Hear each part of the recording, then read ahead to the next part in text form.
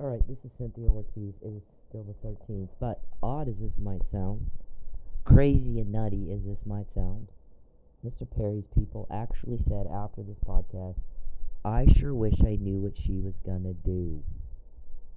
We're like, oh my god, you're shitting us with that, right?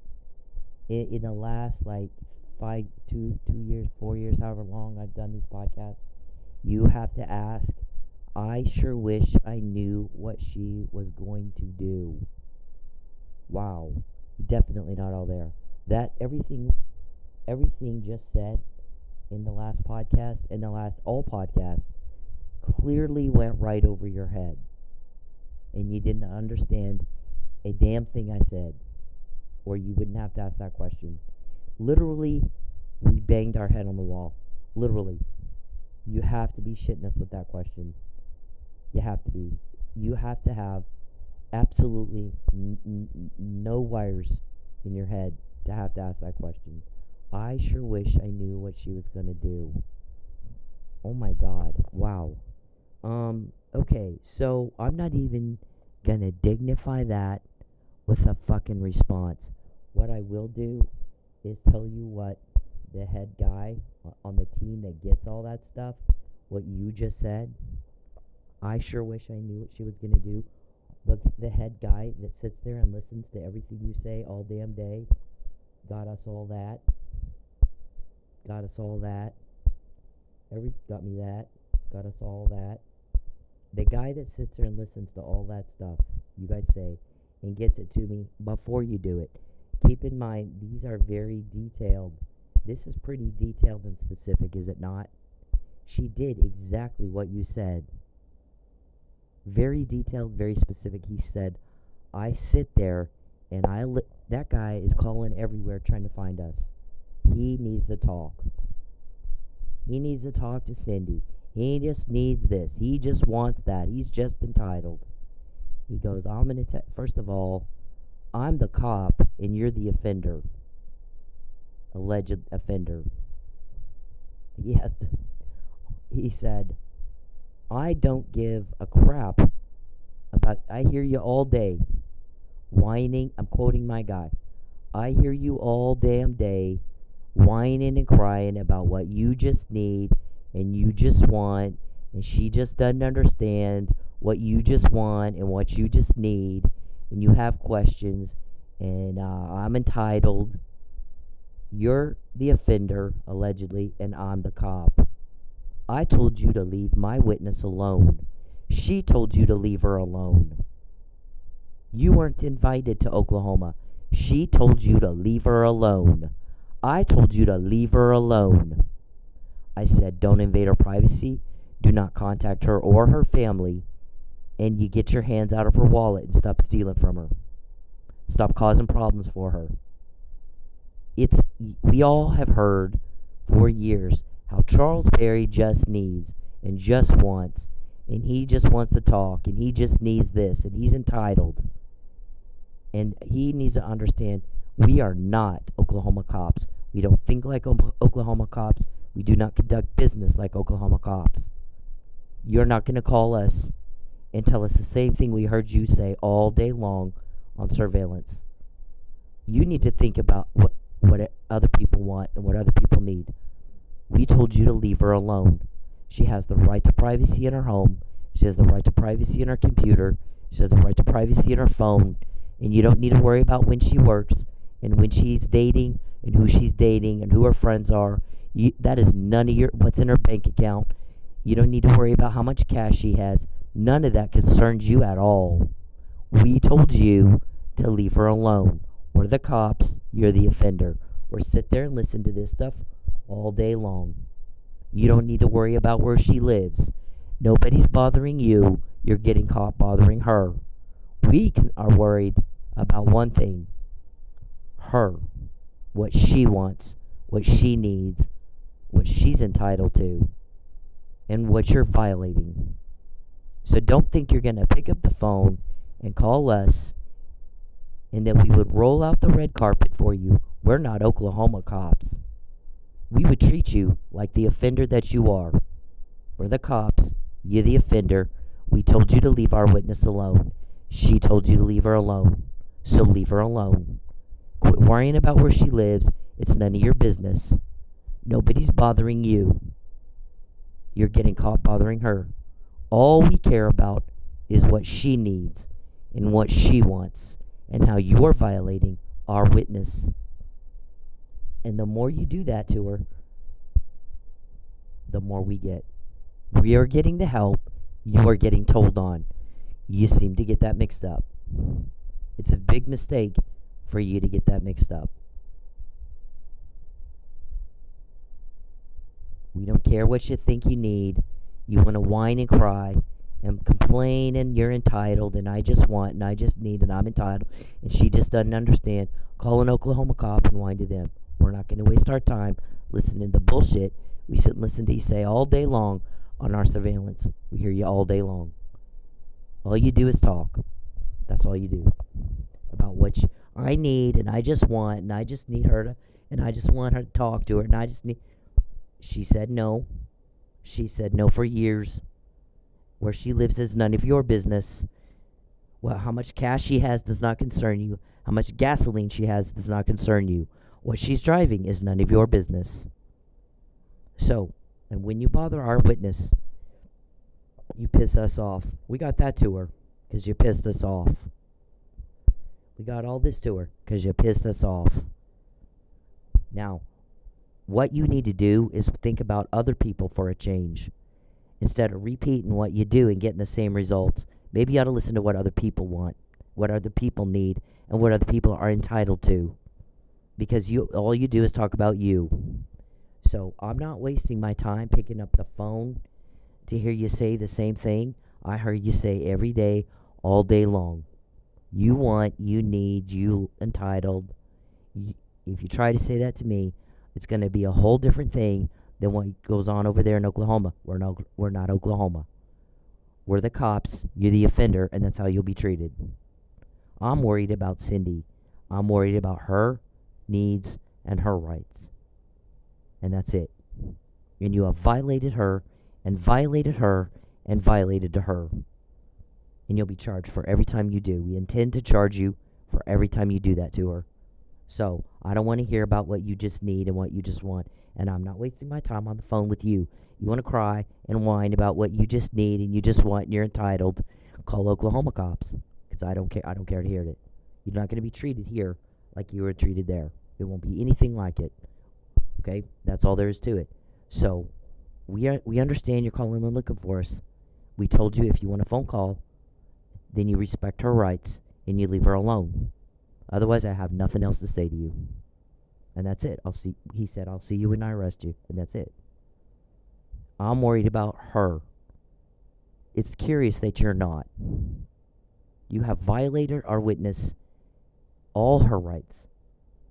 And we're angry about it. And we're not going to call you back to hear what you just need. And you listen to what she needs.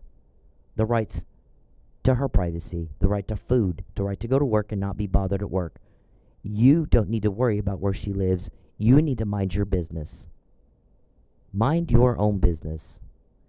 Worry about what other people need for once. Because you've done it your way for 10 years. And for 10 years, you got us all that in doing what you're doing. You want to repeat that today? You'll get the same results. Worry about somebody else for a change. Somebody else's rights, what somebody else wants, what somebody else needs. Because all we care about is her. And that's it. And we're not going to call and listen to you whine. And you just need, and you'll just make it worth our while. And you just need a lie.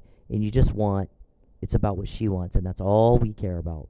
And the more you violate that, the more pissed off we get. And next thing you know, we get that. Stuff like that. You don't worry about where she lives. It's not up to you. You don't worry about what she needs. Where she's working. We're worried about what she needs. We're worried about you violating her rights. You want to whine and cry about what you want and what you need, and you're entitled to your crime, and you need a lie, and you just need to talk. Call Oklahoma cops. We don't want to hear it. Okay, you're the offender. We're the cops, and that's how you'll be treated if you talk to us. We're not going to call you. We don't have time. We're too busy getting stuff like that to make sure she's safe from what you've got planned next. So she asked you to leave her alone. We told you, leave our witness alone. So leave her alone. So that was the response to your response to this. You failed. And once again, you reacted like you have no idea what I said at all. I just wish I knew what she was going to do. If you understood a word I said in that podcast, you would not have to ask that question.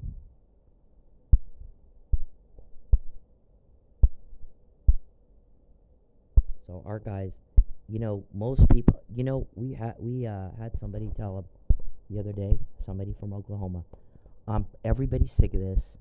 Everybody wants you guys to hurry up. I don't know how many people you're after and how much you're trying to get on each person. I get that it's going to take a little bit, and some are elected officials, so that makes it take longer. But we all want you to hurry up because we all would really like to see Cyndi be able to have a life without Charles Perry in it and those guys trying to ruin everything she does, and to be able to just go to work and make money and go home and not have a big drama every time she goes and not be the victim of crime every time she goes. We'd like to see her be able to finish school the way she wants to, where she wants to, with the degree she wants to. We'd like to be able to see her drive the car she wants to drive without them threatening it. We'd like to see her be able to go to the gym and it not be a problem. Some big horrible gloss planned if she just does simple things like go to the gym. We'd like to be able to see her date whoever she wants to date and have people in her life that she can trust and that care about her. And we're all tired of this. And Mr. Perry is not getting that. We're all tired of it. We're all very, very tired of watching him try to ruin her. We're all tired of it. So we would like to see her have a happy life and get her privacy and all the stuff that we all just have and take for granted. We'd like to be able to see her just eat regularly like she wants to and not have to go a day or two sometimes without food. We'd like to be able to see her go to work and there's no drama. At any strip club or any job, there's going to be some. But this is always extreme, major threat to her, major drama, every time she goes to work, we're all amazed if she gets home safe and sound. We worry about her the whole time she's at work. So we're all tired of that stress. We're tired of it. And Mr. Perry is not getting it. He's got to listen to what other people say, and he will not listen.